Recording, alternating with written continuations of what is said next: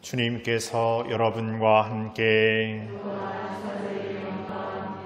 마르코가 전한 거룩한 복음입니다. 그때 부활이 없다고 주장하는 사두가이들이 예수님께 와서 물었다. 스승님, 모세는 어떤 사람의 형제가 자식 없이 아내만 두고 죽으면 그 사람이 죽은 이의 아내를 맞아들여 형제의 후사를 일으켜 주어야 한다고 저희를 위하여 기록해 놓았습니다. 그런데 7 형제가 있었습니다. 마지가 아내를 맞아들였는데 후사를 남기지 못하고 죽었습니다. 그래서 둘째가 그 여자를 맞아들였지만 후사를 두지 못한 채 죽었고 셋째도 그러하였습니다. 이렇게 7이 모두 후사를 남기지 못하였습니다. 맨 마지막으로 그 부인도 죽었습니다. 그러면 그들이 다시 살아나는 부활 때 그 여자는 그들 가운데 누구의 아내가 되겠습니까? 7이 다 그 여자를 아내로 맞아들였으니 말입니다. 예수님께서 그들에게 이르셨다. 너희가 성경도 모르고 하느님의 능력도 모르니까 그렇게 잘못 생각하는 것이 아니냐. 사람들이 죽은 이들 가운데에서 다시 살아날 때에는 장가드는 일도 시집가는 일도 없이 하늘에 있는 천사들과 같아진다. 그리고 죽은 이들이 되살아난다는 사실에 관해서는 모세의 책에 있는 떨기나무 대목에서 하느님께서 모세에게 어떻게 말씀하셨는지 읽어보지 않았느냐. 나는 아브라함의 하느님, 이삭의 하느님, 야곱의 하느님이다 하고 말씀하셨다.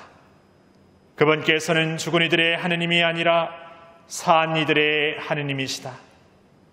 너희는 크게 잘못 생각하는 것이다.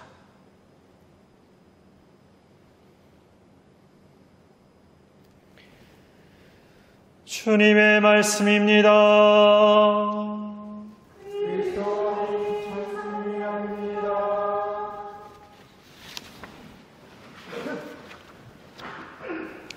참 예수님,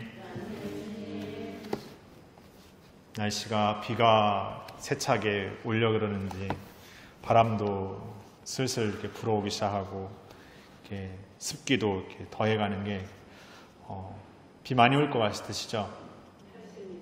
80. 이렇게 저는 많이라는 표현을 썼는데 80mm라는 아주 정확한 측정량을 말씀해 주셨습니다. 예, 80mm가 이렇게 재는 이렇게 몇 미리 이렇게 재는 거지 않습니까? 근데 또 그 정도가 체험적으로는 어느 정도 오는지는 사실 잘 모르겠습니다. 하면은 제주도는 하도 비가 많이 내려가지고 80mm 정도는 괜찮지 않겠습니까? 한 500mm는 와야 좀 왔구나.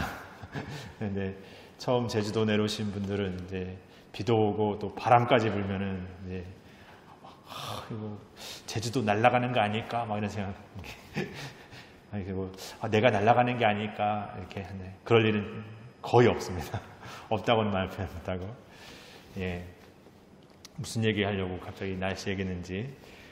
오늘 사두가이들이 예수님께 이렇게 뭔가 이렇게 시험하려는 이렇게 물음을 던지는데 이 사두가이들의 이러한 태도 전에 우리가 한번 생각해 보고 싶은 게 있습니다.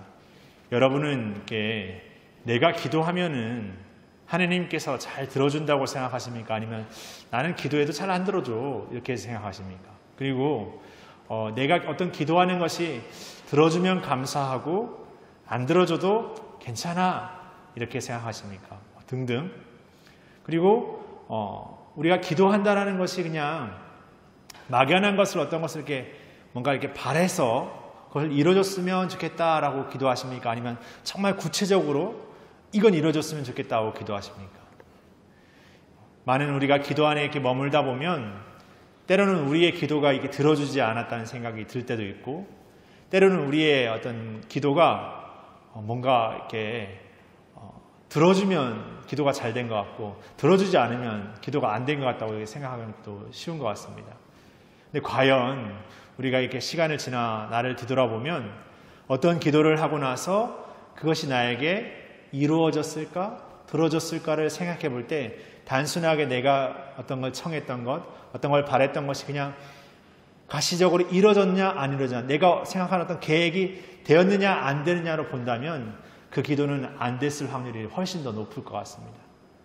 그러나 우리의 삶에서 우리가 이 신앙을 산다라는 것은 내가 내 삶에서 나의 삶의 진리를 다 알지 못하지만 나에게 가장 필요한 것을 그분께서 주실 것이라는 그 믿음 안에서 나의 기도 안에 청은 드리지만 그분이 우리에게 더 필요한 게 있으시다면 그것을 주십사고 청해야 그게 올바른 기도가 아닐까 싶습니다. 어쩌면 우리는 신앙 안에서 믿는다고 말하면서도 내가 원하는 것만을 믿으려고 하는 삶에 더 익숙해 있는 것은 아닌지, 오늘 사도가이들을 보자면 그들은 부활에 대한 신앙에 대한 믿음이 없었습니다. 그런 그들이 예수님께 어떤 아내를 두었던 사람의 이야기를 두면서 7 형제가 이렇게 아내를 두었는데 첫째가 그 아내를 후사를 남기지 못하고 죽고 이렇게 하면서 그 7 형제가 죽고 나면 부활하여 누구의 아내가 누구의 이렇게 남편이 될 거냐고, 그리고 그 아내는 누구의 아내가 될 거냐는 어떤 그런 물음 앞에서 뭔가 논리적이고 뭔가 합리적인 것처럼 보여지지만 그들의 어떤 물음 안에는 기본적으로 믿음이라는, 신뢰라는 것이 없었습니다. 우리에게 생각해 보자면 우리가 이 신앙을 산다고 하면서 어떤 교리적인 지식을 많이 갖고 있고 어떤 성당에 대해 어떤 많은 것을, 지식적인 것을 알고 있다고 하는 것이 과연 우리 신앙의 삶의 것을 정말 잘 살고 있다라고, 우리가 이 신앙을 잘 살고 있다라고 말할 수 있을까? 어떻게 보면 우리가 신앙의 어떤 지식적이고 이성적인 그릇은 작다 하더라도 우리의 삶에서 일어나는 모든 순간 안에서 우리의 기도를 통해서 하나님께서 끊임없이 우리를 위한 계획과 준비와 길을 마련하신다는 것을 끊임없이 믿고 따라가는 사람, 지금 내 앞에 벌어지는 어떤 상황에서 그냥 내 삶을 단정짓고 판단지어버리는 것이 아니라 나의 어떠한 삶, 좋은 일이든 그렇지 못한 일이든 그 모든 것 안에 하나님께서 우리를 이끄시고 계신다는 것, 그리고 함께하고 계신다는 것을 우리가 잊어버리지 않는 것, 기억하는 삶, 그것이야말로 우리 신앙의 참된 모습이 아닐까 싶습니다.